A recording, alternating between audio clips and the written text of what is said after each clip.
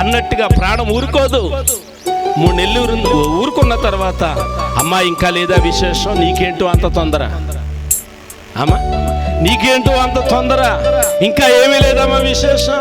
3 నెలలకి 6 నెలలకి సంవత్సరానికి ప్రియులారా ఊరికే ప్రియులారా అంటే వీరి బాధను రెట్టింపు చేస్తారు. తెలుసు కదా మీకు, ఇంకా ఏమి విశేషం లేదు. మనం ఆ సంగతి ఆ అమ్మాయిని అడిగితే బాధపడుతుందేమో, ఆ సంగతి ఆ అమ్మాయిని అడిగితే ఆ అమ్మాయి మరలా వేదనలోనికి వెళ్తాదేమో, దుఃఖంలోనికి వెళ్తాదేమో అనుకుంటుంది. ఏ తల్లైనా అనుకోదు. అడుగుతూ ఉంటారు పక్కింటి వాళ్ళు వచ్చి, అమ్మా 6 నెలలు అయింది కదమ్మా, ఇంకేం చెప్పలేదేంటమ్మా. కాదు ప్రియా దేవుని బిడ్డలారా, సంఘం గుర్తించాలి, ఇది దేవుడిచ్చినటువంటి కృప. ఆమేన్. అందుకే ఆమె అంటా ఉంది, నా ప్రాణము ప్రభువును గనపరుచుచున్నది. ఏంటంటే స్త్రీలలో నన్ను ఆశీర్వాదానికి కారణంగా చేశాడు. ఎందుకనంటే ఈ స్థితి కనుక లేకపోతే అనేకులు నన్ను నిందిస్తారు, అనేకులు నన్ను హింసిస్తారు, అనేకులు నన్ను బాధ పెడతారు. కాబట్టి ఇప్పుడు ఆమె ఏమంటుందంటే మనుష్యులలో నాకుండినటువంటి అవమానాన్ని ఆయన తీసివేశాడు. ఇప్పుడు మహాతిని దేవుడు జ్ఞాపకం చేసుకుని, కొయిట్లో ఉన్న అత్తగారు కూడా అంటారు కదా, అమ్మ 3 నెలలు అయింది. వెంకటలక్ష్మి గారు చూస్తున్నారేమో, లైవ్ ఏమో చూస్తున్నారేమో. వెంకటలక్ష్మి గారు అంటారు కదా, ఎరా సాయా 3 నెలలు అయిపోయింది కదరా, 6 నెలలు అయిపోయింది కదరా, ఏంట్రా ఇంకా ఏమీ లేదేంట్రా.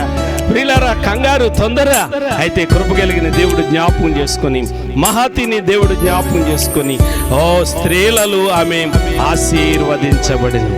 ఆమె అవమానాన్ని దేవుడు తొలగించాడు, ఆ నిందను దేవుడు తొలగించాడు. అయితే మహతికి నేను మాట జ్ఞాపకం చేస్తాను. ఇప్పుడు ఎన్నో నెల నాకు తెలియదు, 8వ నెలమ్మా, 9వ నెల గర్భవతిగా ఉంది. ఇప్పుడు ఆమె యొక్క ఆలోచన అంతా కూడా నాకు నెలలు నిండుతూ ఉన్నాయి. నేను ఏ ఆసుపత్రిలో జాయిన్ అవ్వాలి, మందులు వాడుతూ ఉంటారు ఏదో ఒక ఆసుపత్రి దగ్గర. ఆ డెలివరీ దగ్గర పడేసరికి ఆలోచనలు మారుతూ ఉంటాయి. ఏ ఆసుపత్రి అయితే బాగుంటుంది, ఎక్కడికి వెళ్తే బాగుంటుంది, ప్రియులారా ఏ మందులు వాడితే బాగుంటుంది. ఆలోచన మంచిదే, నేను కాదంటలేదు. ఆ తదుపరి బిడ్డ పుట్టిన తర్వాత ప్రియులారా ఈ బిడ్డకి ఒక్కొక్క రోజు గడుస్తూ ఉన్నప్పుడు బిడ్డను విషయంలో ఏమేమి సమకూర్చాలి, ఏ బట్టలు కొంటే బాగుంటుంది, ఏ డ్రెస్ వేస్తే బాగుంటుంది, ఇలాగ ఆలోచన చేస్తుంటారు. సంవత్సరం అయిన తర్వాత బర్త్డే వచ్చేసరికి ఎన్ని షాపులు తిరుగుతారో తెలియదు బట్టల కోసం, ఊరంతా తిరుగుతారు. చాలా సంతోషం. నేను కూడా అంతే, దేవుడు మాకు బిడ్డలు ఇచ్చాడు, మేము కూడా అంతే. అయితే నేను ఒక మాట జ్ఞాపకం చేస్తూ ఉన్నాను. నీకు నేను జ్ఞాపకం చేసే మాట ఏమిటి అని కనుక ఆలోచన చేస్తే, అయ్యా నా గర్భంలో ఒక ఫలాన్ని మీరు పెట్టారు, ఒక బిడ్డను మీరు పెట్టారు. ఈ బిడ్డ భూమి మీదకి వచ్చిన తర్వాత ఈ బిడ్డ ఎలాంటి వాడై ఉండాలి అని అంటే, ఒక దుర్మార్గుడిగా ఉండకూడదు, ఒక దౌర్భాగ్యుడిగా ఉండకూడదు, సమాజానికి నష్టం కలిగించేవాడిగా ఉండకూడదు. నా గర్భాన పుట్టిన బిడ్డ ఎలాగుండాలంటే నా గ్రామానికి మేలు చేసేవాడిగా ఉండాలి. ఆమేన్. నా సమాజానికి మేలు చేసేవాడిగా ఉండాలి, నా బంధువులకు మేలు చేసేవాడిగా ఉండాలి, మా వంశమును ఉద్ధరించేవాడిగా ఉండాలి. ఆమేన్. కీడు తెచ్చేవాడిగా ఉండకూడదు. మన సోషల్ మీడియాలో చూస్తూ ఉన్నాం ప్రియులారా, ఒక అబ్బాయి ప్రియులారా చెల్లిని ప్రేమించాడంటండి, కాదన్నదని పీకలో పొడి చేసాడంటండి. మరొకడు ప్రియులారా భార్యని విడిచిపెట్టి భార్య తల్లి అత్తగారిని ప్రేమించాడంట, కోర్టుకి తీసుకెళ్లి పెళ్లి చేసేసుకున్నాడంట. సమాజానికి మంచిదా ఇది? కుటుంబాలకు మంచిదా ఇది? కాదు. కాబట్టి నేను మనవి చేస్తూ ఉన్నాను, మహతి సంసోను తల్లిదండ్రులు సంఖ్యాకాండంలో విజ్ఞాపన చేస్తూ ఉన్నారు. అయ్యా దేవునితో అడుగుతున్నారు, గర్భం ఇచ్చావు, నెలలు నిండుతూ ఉన్నాయి. అయ్యా బిడ్డ పుట్టిన తర్వాత ఈ బిడ్డను మేము ఎలా పెంచాలో మాకు నేర్పించండి. ఈ బిడ్డ దౌర్భాగ్యుడు అవ్వకూడదు, ఈ బిడ్డ దుర్మార్గుడు కాకూడదు, ఈ బిడ్డ ప్రపంచానికి పనికొచ్చేవాడు కావాలి. ఆమేన్. ప్రపంచాన్ని ఉద్ధరించేవాడు కావాలి. నిజంగా రేపు మహాది గర్భాన పుట్టినోడు ప్రియులారా, మనం ఉండవాలండి, మనం అప్పుడు భూమిని ఖాళీ చేసేస్తాము. పెద్దోడైపోయి ప్రియులారా చదువుకుని ఉన్నతమైన చదువుకుని ప్రియులారా మలికిపురం మండలానికి ఒక ఎంఆర్ఓగా వచ్చాడు అనుకోండి ప్రియులారా, ఏదో సర్వేలో గూడపెళ్ళి వచ్చాడు అనుకోండి, ఏమంటారు? ఎవరబ్బాయి? మా కోవళ్ళ అబ్బాయి. ప్రియులారా ఘనత కాదా? మన కోనసీమ జిల్లాకి కలెక్టర్గా వచ్చాడు అనుకోండి మోహన్ గారు, మన కోనసీమ జిల్లాకి కలెక్టర్గా వచ్చాడు ఎవరబ్బాయి? గూడపల్లోడంట. గోడపిల్ల అబ్బాయి అంట, మొక్కవుళ్ళ అబ్బాయి అంట. ఘనత కాదా? తల్లిదండ్రులకు మాత్రమే కాదు, మన గోడపల్లికే ఘనత. ఆమె మన గోడపల్లిలో చెప్పుకున్నాం, మా ఊడే కలెక్టర్ ఎవడో, అమ్మా ఎవడో మా ఊడే. ప్రియులారా గమనించండి. కాబట్టి నేను మహతికి జ్ఞాపకం చేస్తున్నాను, మీ బిడ్డను ఎలా పెంచాలి అని అంటే, శిక్షించడానికి మీరు భయపడ్డారు అని అంటే మీ బిడ్డని మీరు దుర్మార్గుని చేసేస్తున్నారన్న లెక్కేసుకోవాలి. కాబట్టి బాల్య దినాలలో సామెతల గ్రంథం 22:6 వ్రాయబడి ఉంది, బాలుడు నడవవలసిన త్రోవను వానికి నేర్పం, ఎందుకంటే వాడు పెద్దవాడైనప్పుడు దాని నుండి తొలగిపోడు. బళ్ళకి వెళ్ళినప్పుడు 1వ తరగతి 2వ తరగతికి వెళ్ళినప్పుడు, ఎల్కేజీ యూకేజీ అంటున్నారు కదా, అప్పుడు వెళ్ళినప్పుడు పిల్లలకి ఏం తెలియదు. ఎవరిదో పక్కోడితో బాక్స్ అట్టుకు వచ్చేసాడు, రబ్బర్ అట్టుకు వచ్చేసాడు, ఎరజర్ అట్టుకు వచ్చేసాడు, పిల్లల సార్నర్ అట్టుకు వచ్చేసాడు, పెన్సిల్ అట్టుకు వచ్చేసాడు. నా ముచ్చే నా కన్నా ఎంబరి అట్టుకు వచ్చారా, పెన్సిల్ అయిపోయింది, మార్కెట్కి వెళ్దాం అనుకున్నాను, అట్టు రాలేదు, రేపు పనికొస్తుంది లేరా నాన్న బుచ్చి కన్నా దాచుకోనానన్నా అనుకో, పిల్లరా రేపు ఇంకోటి అట్టుకొస్తాడు, రేపు ఇంకోటి అట్టుకొస్తాడు. ఆ మంచోడు నాన్న మంచిది కొనికి రాకుండా నా కొడుకు ఎంత మంచోడు అని ముట్టికాయలు వేసుకున్నాం అనుకో, పిల్లరా రేపు ఆడు గజదొంగోడు అయిపోతాడు, ఆడి గజదొంగోడు అయిపోతాడు. కాబట్టి ఈరోజు ఏదైతే పట్టుకొచ్చాడో నీ పిల్లోడికి చెప్పాలి, రే నానా ఇది మంద కాదు, రేపు పట్టుకెళ్ళి ఇచ్చేయి.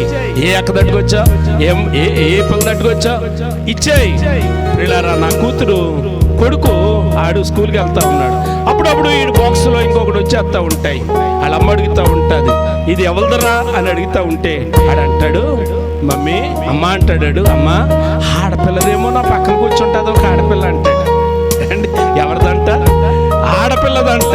అంటే మర్నాడు అట్టుకెళ్ళి ఆడపిల్లకి ఇచ్చేయరా అని వాళ్ళ అమ్మ చెప్తుంది, మల్లాడు పట్టుకెళ్ళి ఆడిచ్చేస్తా అంటాడు. కాబట్టి అట్టుకొచ్చినప్పుడు మనము మురిసిపోకూడదు. ప్రియులారా అలాగూ భయభక్తుల్లో పెంచితే ఆడు రేపు పెద్దవాడైనప్పుడు నిన్ను సంతోషపెట్టేవాడుగా ఉంటాడు. లేదనుకో ఆడు బతుకుని చూసి రోజు ఏడాలి, ఆడు బతుకుని చూసి రోజు ఏడాలి. రాత్రి 11 అయిపోయింది, బొమ్మండు పెట్టాను, చల్లారిపోతున్నా రాలేదు, ఎక్కడికి వెళ్ళిపోయాడు దిక్కుమాలుడు, ఎక్కడికి వెళ్ళిపోయాడో తెలియదు. ఎక్కడికి వెళ్ళిపోయాడు? మమ్మీ వచ్చేస్తున్నాను, అరగంట అయింది, గంట అయింది, 2 గంటలైంది, రాడీడు. ఎందుకు?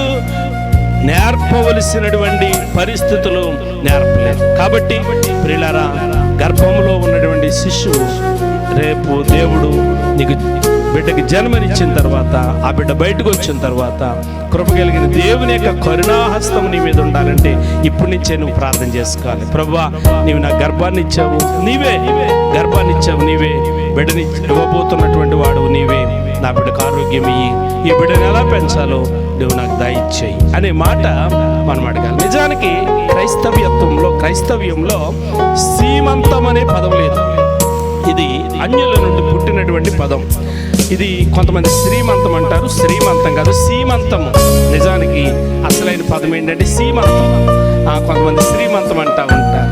కాబట్టి శ్రీమంతము అనే పదానికి అర్థం ఉంది ఏంటంటే ఒక 16 రకాలైనటువంటి పదాల యొక్క కలయికే సీమంతం. 16 పదాల యొక్క కలయిక సీమంతం. అయితే క్రైస్తవ్యంలో దీనికి సరైనటువంటి ఈ పద్ధతి లేదు కాబట్టి దీనికి బైబిల్ గ్రంథం ఏమీ జ్ఞాపకం చేయట్లేదు. అయితే మహతికి నేను జ్ఞాపకం చేస్తున్నాను, నీ గర్భంలో ఉన్నటువంటి శిశువుని బట్టి నీకు సంతోషం. నీ నిందను దేవుడు తొలగించాడు, నీ అవమానాన్ని దేవుడు తొలగించాడు. రేపు పండంటి బిడ్డను నీ కౌగిట్లో పరిశుద్ధాత్మ దేవుడు దయచేయబోతుండగా కృపాక్షేమములు కృప కలిగిన దేవుడు నీ బిడ్డకు దయచేయునుగాక. ఆమేన్ చెప్పండి. ఆమేన్. ప్రార్థన చేద్దాం రండి. మా పాస్టర్ గారు, పెద్ద పాస్టర్ గారు, చిన్న పాస్టర్ గారు ముగ్గురు కూడా వేదిక మీదకి వస్తే ప్రార్థన చేసి ఈ కార్యక్రమాన్ని మనం ముగించుకుందాం. రండి. జోషిని పాస్టర్ గారు, సువార్తమ్మ పాస్టర్ గారు, పద్మ పాస్టర్ గారు ముగ్గురు కూడా వేదిక మీదకి వస్తే పిల్లరా ప్రార్థన చేసిన తర్వాత ఈ కార్యక్రమాన్ని మనం ముగించుకొని ముత్తైదువులకు పేరెంట్ అండర్కు ఈ కార్యక్రమాన్ని మనం అప్పగిందాం. దేవుడు ఇవ్వాలి, ఆ రీతిగా మేలు చేయనట్లుగా ప్రార్థన చేద్దాం. పరిశుద్ధుడైన మా తండ్రి, గనుడైన మా ప్రభువా, మహోన్నతుడా, నీ శ్రేష్టమైన ఘనమైన మిక్కిలి ఉన్నతమైన నామానికి వందనాలు స్తోత్రాలు చెల్లిస్తూ ఉన్నాను. మరిక సమయంలో నా ప్రభువా లింగముత్తు గారిని, వరలక్ష్మి గారిని, అలాగే వెంకటలక్ష్మి గారిని, ఏడుకొండల గారిని ప్రేమించి వారికి ఇచ్చినటువంటి బిడ్డలు నాయన మరి మహతిని బట్టి, సాయి కుమార్ని బట్టి నీకు వందనాలు చెల్లిస్తూ ఉన్నాను. ఇరువురిని మీరు జ్ఞాపకం చేసుకున్నారు. నీ కృపలో 9 నెలలు మీరు కాపాడుతూ వచ్చారు. ముందున్నటువంటి దినాలు క్షేమకరమైన దినాలుగా ఉండడానికి వారి గర్భంలో నుండి వచ్చిన బిడ్డ నాయన వారి కుటుంబానికి వారి వంశానికి మేలు చేసేవాడిగా ఉండడానికి కృప చేయండి నాయన. సమాజానికి సంఘానికి ప్రయోజనకరమైన వాడిగా ఉండడానికి కృప చేయండి. చేరుకుడు వచ్చిన బంధువులను నీ చేతులకు అప్పగిస్తాం. కార్యక్రమంపై నీ అభిషేకం ఉంచినందుకు నీకు వందనాలు చెల్లిస్తాం.